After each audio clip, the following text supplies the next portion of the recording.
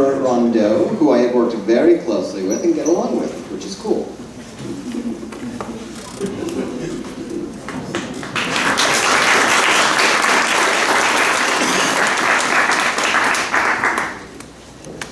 So the first thing I feel I need to do is provide what one might call trigger warning.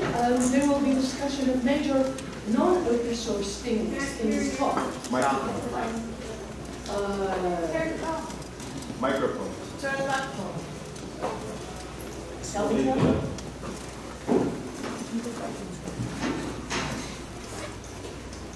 Okay, is that better? Okay. Now how's that? Oh, I can tell. We have lunch next. I get an extra minute, right? So, for those of you who didn't hear when I wasn't amplified, I was trying to provide a trigger warning. There will be discussion of major non-open source things in this talk, proprietary software, but we'll get to open source because, as other speakers have noted, we are all open source now, one way or another. Seriously? Dead batteries. Okay. We'll do it with a mouse, the old-fashioned way. It's conventional when people provide acknowledgements to do so at the end of a talk. I need to do so at the beginning because this talk would not exist without any of these people. Without all of them, but any of them. Some of them gave me material that you'll hear, some of it verbatim later in the talk. Some of them made things that made it possible for me to explore the things I'm going to explore in this talk. Notably, the last three, the creators of Write the Docs in the first place, without which obviously I wouldn't be standing here and you wouldn't be sitting there. But there's more to it in my particular story as well. And then I added a name just this morning because, as it happens, Riona's talk yesterday and Paul's talk this morning set mine up quite beautifully. Riona's by talking about the distinction between new tech writing and traditional tech writing, which we've heard about in other contexts too, right? But it was really sort of front and center in Riona's attempt to sort of interrogate imposter syndrome. And then Paul said a lot of things that speak to my talk, but in particular, his remark about the need for mastery, layman's fifth law. So there will be other things along the way that I hope you'll recognize from other talks in this talk. And again, I owe tremendous thanks to all of these people for making the rest of my comments possible. So, I want to say a little bit about how this talk came to be, and a little bit about my background.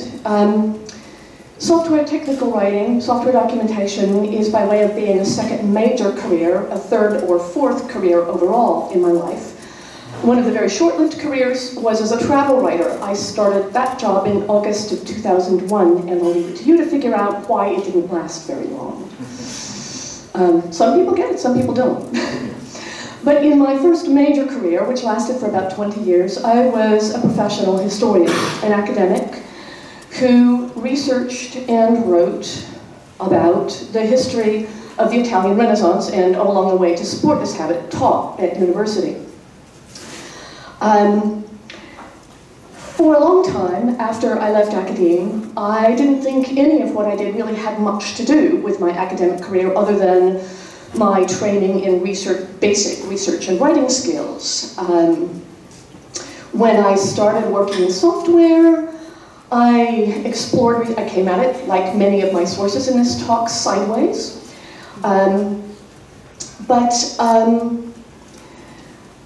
I didn't really take advantage of most of the conventional resources that were then available. I used the listserv tech world fairly heavily. I wasn't much interested in the STC simply because I had had my fill of professional organizations as an academic. I was all too familiar, or so I thought, with what those looked like. But then, at the end of Write the Docs Portland this year, a conversation developed on Twitter, begun by Laura LeMay, about the distinction between the new tech writing and traditional tech writing.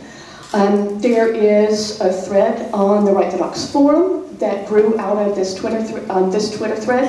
And if you haven't looked at it, please do. Laura eventually starified the tweets, and it's a really good context for a lot of what some of us have been talking about here.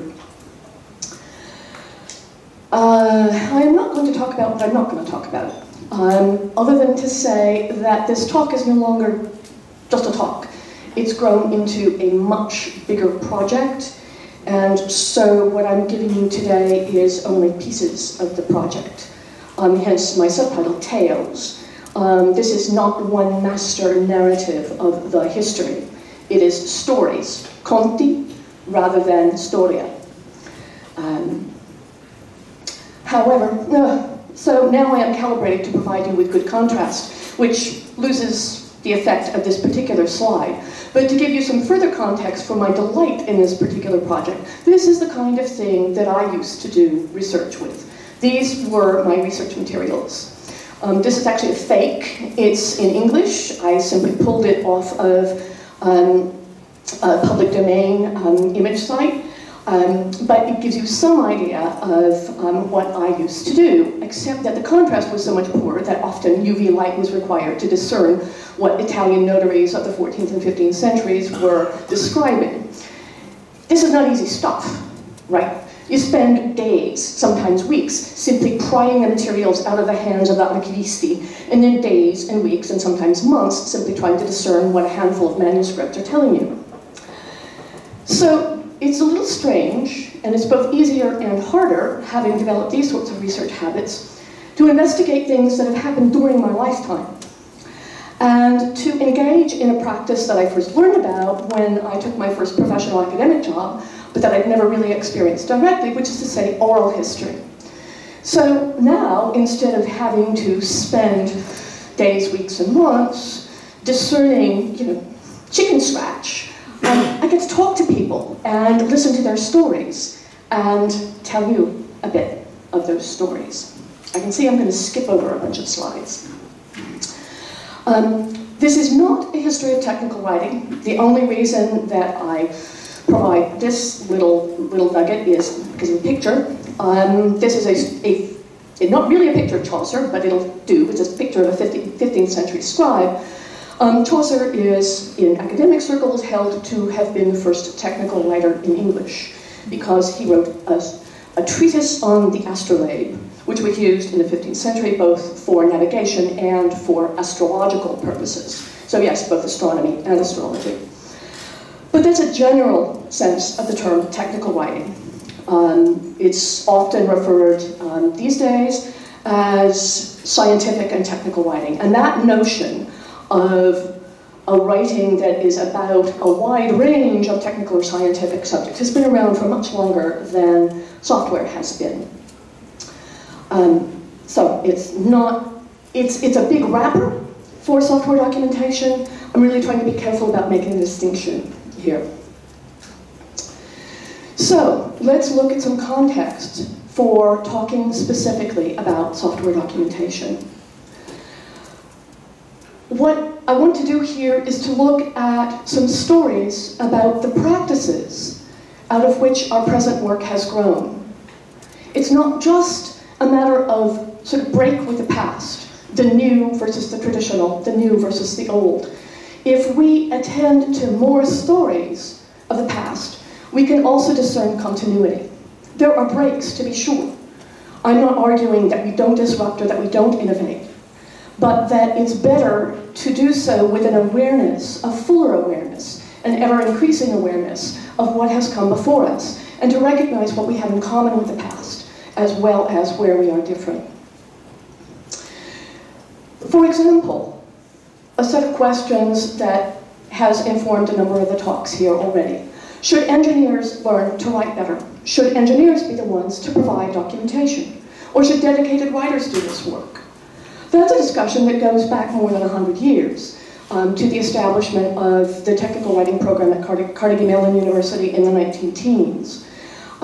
It informs a lot of our discussions about software documentation today. But on to software. Without hardware, there's no software.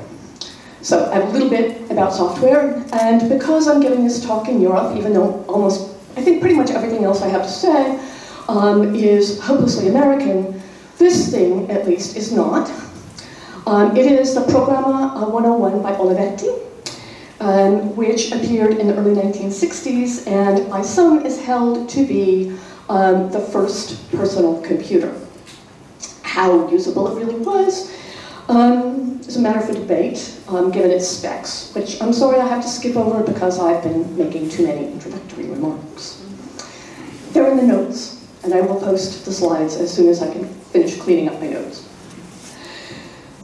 Then we have this one. That anybody recognize it?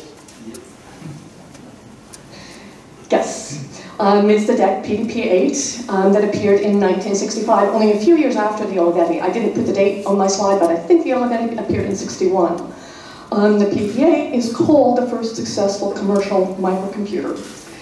And the main reason it's up here is because the kind people at the Portland Linux user group, where I gave a dry run of this talk, described the manuals for the PDP-8 to me, and their use of those manuals. They were loose-leaf binders, pretty much chained to the machine. The way you updated the documentation was you typed out a new sheet with corrections and replaced the old sheet, three-hole punching it first, of course, and putting it into the binder.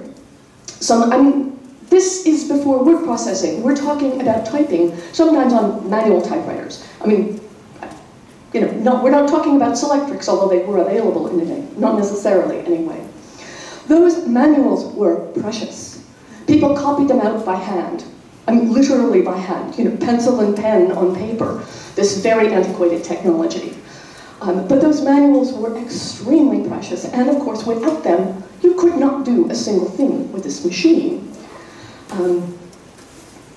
So it's worth remembering, this is not really so very long ago, half a century.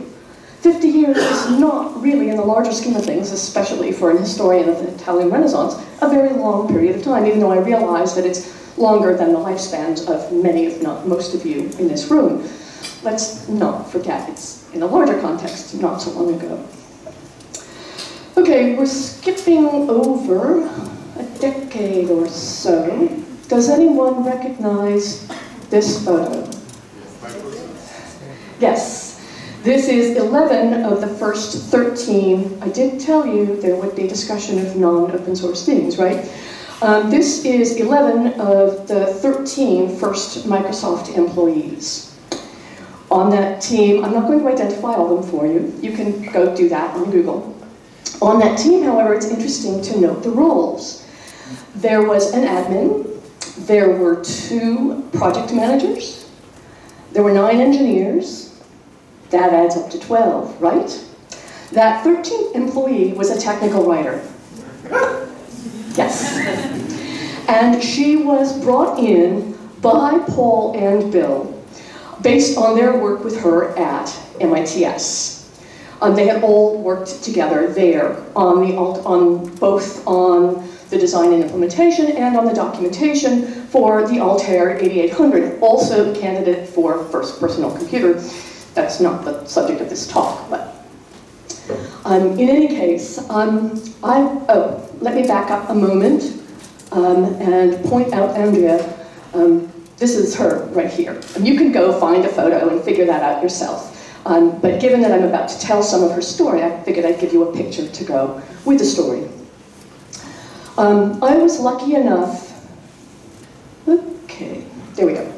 I was lucky enough to track Andrea down, and she has been generous enough to tell me parts of her story. We're still having the conversation, and most of what I'm about to tell you is about her time at MITS, and then her very early years at Microsoft. She was actually there at Microsoft for only about 5 years, from 78 to 83, but she established what became the standards for their tech pubs, which many of us in the room learned to reference, even if we don't any longer. Andrea joined MITS the same month that the Altair 8800 was released, January of 1975. She had a BS in biology. She knew nothing about computers. And she was hired at minimum wage as a clerk typist. Her boss very early on discovered that she could write. She didn't even know this was a skill that people valued. She thought everybody could write. But no. So she fairly quickly became one of MITS's first technical writers. The way she tells the story, 18 months later, she was vice president of marketing. The most meteoric career-rise that she knows of, actually. But it's the kind of thing that happened in those early, heady days of software development. And I want to say a little bit more about the MITS days before I get to Microsoft, which is actually, for purposes of this talk, not quite so interesting. I have more material here about the Altair, but really, that's kind of not the point again. What I do want to point out here, though, this is a page from Altair's Computer Notes, their magazine, and this is how people shared software in the mid-1970s, right? Instruction sets printed and then painstakingly copied out and winding up on paper tape or punch cards, or if you were lucky, magnetic tape. But of course, how well your software was going to run depended on the accuracy of your input. And this is in fact far more widespread and lasts for a lot longer than I realized when I first started working on this project. So again, it's not really all that long ago, 40 years. People were typing this stuff out by hand, and this was the documentation. This stuff is precious. And what Andrea did was largely to edit computer notes. So the contributions are by and large by engineers who are sharing information, but what Andrea is doing is proofing, copy editing, typesetting, laying out. So the larger point I want to make here, and I'm going to read you some of Andrea's words, even if it means I don't get to read quite so many other people's words. This is what she wrote to me. It helps to remember that in 1975-76, we were selling a product created by super geeks, I use the term affectionately, and selling it to other geeks. There was nothing like the distinction we use today between users who just want to use a spreadsheet or something, and the techies who create the product and must have their language translated. Our users were techies, or wanted to be.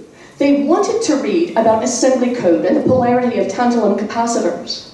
Altair owners just wanted to own a computer. Later, of course, it was painful when we writers all had to learn that some people wanted to use a computer for real tasks. Yeah. So, and there are a lot of ways that we can read what Andrea writes here. But this is a woman who was hired as a typist, right, who very much came into software documentation sideways, who also described to me reading books about Boolean algebra so that she could understand the stuff that she was helping to document. She learned what, although she also says, wrote this to me, when MITS hired Paul Allen as director of software, as he tried to explain to me what software was. It was hilarious. Even the word software was funny, because up till then we had only dealt in hardware, and that was mysterious enough. Eventually, I wrote an MITS Altair basic reference manual. There you go. It's obviously what went on here, too, was a whole lot of communication between writers and engineers. And a lot of that, all of that communication was face-to-face. As another writer describes it, it was a lot of literal running up and down the hallways, to engineers, to the copy machine, back to the typewriter. Andrea also describes, I mean, I'm not going to back up the slide, but, oh, actually, move forward one. So again, we have a page from the MITS computer notes. These things were produced literally by hand. Copy and paste, cut and paste originally meant literally copying and cutting and pasting, and that is how these things were produced. Okay, I haven't skipped ahead yet. And quite literally, print was the only medium. There's a reason it continues to be the model, because it was the only available medium for so very long. I don't say this as an apology for print, but as a point that I think we might do well to remember when we say, well, you know, print is outdated, we need to move away from other models. We need to understand how that came to be the dominant model. It didn't come to be the dominant model, it was the only one. It was really, truly the only one. And the creation of all of that print documentation was exceedingly painstaking and we would say crude. But at the time, it was simply a matter of getting the job done. This is about writing a text editor, a very basic text editor, and I have to skip ahead because I'm way behind. So you can go read it when I post the slides. But yes, indeed, this kind of thing was tremendously exciting in 1977. This actually let you fix the mistakes in the software that you were typing in, assuming you had any sort of display available, which you often did not. Okay, I beg your pardon, but I am going to, I'm skipping through a few things. This one is a little humorous, though. This is the last bit I have about Andrea. That's Paul Allen, in case you don't recognize him there. This is Microsoft Quarterly from early 1980s, and the person who actually wrote this column was Andrea. This is, again, back in the days when technical writers for software wore many hats. They wrote the manuals, but they did a lot of other things too, including a great deal of marketing copy. I mean, they wrote all the words, in effect, sort of across the spectrum of whatever the customer needed. Okay, we'll skip over this one. That one was there just for fun anyway. Anybody know what it is? Yes. So, I need to get to this story and then we'll skip to the end and you can read the other ones, intervening ones, later.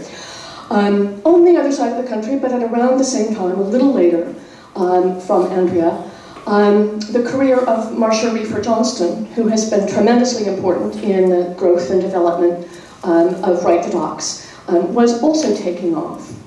And like Andrea, she came to software documentation sideways. She had never heard of technical writing at all. She had a master's degree in creative writing from Syracuse University, and she never thought she'd be able to write for a living. When she heard about this career that to her was brand new, she was thrilled. In her words, she loved technology, she loved math, she loved figuring out how things work, mentally exploring things and understanding them. And as she says, companies needed my ability to explain things clearly, and not everybody could do that. So this is what software documentation primarily was in the early years. There was a sense on the part of engineers that they couldn't do this job of explaining things adequately. The people who had different sorts of language skills were needed to provide some kind of translation to the rest of the world out there, and that went even for the case where engineers were explaining things to other engineers. This doesn't have to do with tools. I've talked already a bit about how crude the tools were. In Marcia's story includes lots of lovely bits about how, in the 80s, of course, we see increasingly sophisticated tools. Word processing, and then in the early 90s, FrameMaker comes along, and even though it may seem like a hidebound traditional tool today, it was the first really accessible desktop publishing program that let software documentarians and technical writers of all sorts do far more with producing sophisticated-looking, easy-to-navigate documentation than they had been able to do before. Wrestling with Word in the 1980s was not a whole lot of fun. Wrestling with Word in 2002, when I started my career as a technical writer in software, was also not a whole lot of fun, not if you really wanted to try to play layout with it. There's a larger point that I want to make here, though, and again, I'm skipping over a lot, which is that at least through the mid-90s, and I think later in some contexts, and clearly in some contexts even today, given Paul's talk this morning, there was a sense that what software documentation needed to do was to be comprehensive. Its purpose was to provide the user, whether the user was a very specialized sort of craftsman or programmer, with the tools for mastery. Again, as layman's law number 5 states, the tools for mastery. So it needs to be comprehensive. It needs to do all the things, not just some of the things. This is in fairly sharp contrast to the sort of demand for just-in-time documentation, only what, provide the user only with what they need in the moment, kind of thing that we see a call to nowadays, where the comprehensive manual of some hundreds or thousands of pages is frequently derided by product managers, and something lightweight, easy, but not comprehensive and not providing mastery is optimal, even where I currently work, which is in the world of enterprise security software. You think we want it to be comprehensive, but we need to, in fact, hide most of that complexity from folks. It's not the only current model, but it's certainly one. And where that mastery model is going to fall in the present day, I think is going to be really interesting to watch. But it has a history, and I think we would do well to remember it. Okay, unfortunately, what I've got here is the story of how what we now call traditional came to be. Because I hope it's clear by now that these early things that I've been describing are well before what we now think of as traditional or hidebound or out of date. You'll have to go look at the slides because it's really important to me to get to the very end of this talk.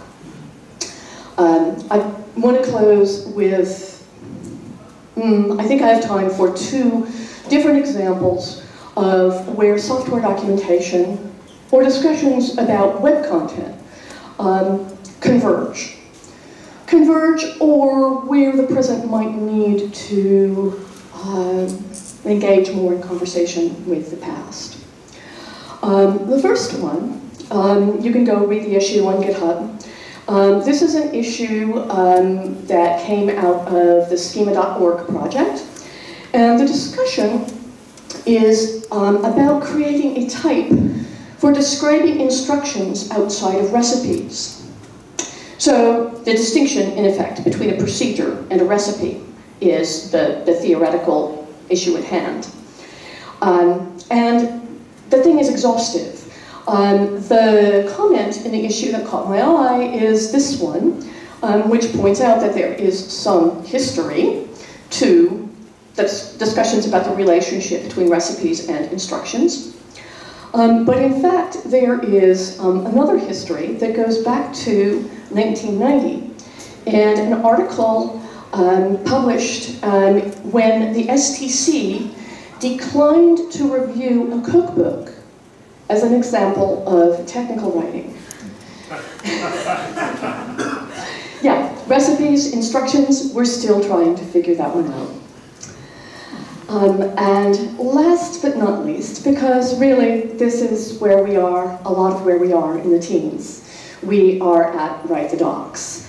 And the story, the history of the teens and software documentation has yet to be completed, but I think it's a safe bet, Write the Docs is an important part of that history. And I want to close, and Nick, you don't get to cut me off here, I want to close with some words from a technical writer at the 2013 Portland conference, Norman Plunkett, who is unfortunately no longer with us. So this quote is intended partly as a tribute to them, and partly as a way of recapitulating what all of us who care about software documentation have always striven for in the ways that we approach content, in the ways that we try to understand, and the ways that we try to communicate. So these are Noren's words. I urge you to go watch their talk on YouTube. The whole talk is marvelous, and this is only one very small piece of it. I imagine most of you are writers, work with writers, know writers. I've been a professional writer for almost a decade. And my process when I write is something basically goes. I research, I draft, I read my draft, I edit my draft. I read my second draft, I edit that. I ask somebody who isn't an expert to read it. I edit based on their comments. I ask someone who is an expert to read it. I edit based on their comments. Hopefully I then read it again, because all of those edits sometimes need a final edit to kind of connect the pieces that have gotten disconnected. And then, eventually, I publish it. So what do all those edits give me that I don't get when I just dash off an email, appropriately enough? Some of them clarify content, some of them change the register, some of them put in emotion. We speak with our fingers, as Andrea did, as Marcia continues to do, as we all try to do. Thank you.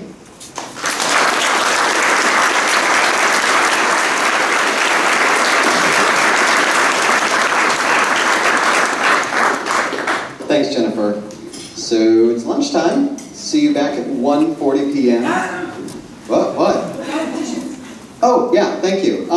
So there are extra t-shirts out there.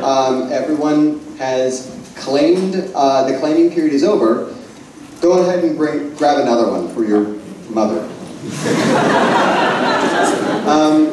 By the way, I did say 1:40, and it's super fun to go around and say, next talk's in a few seconds. I don't want to do that.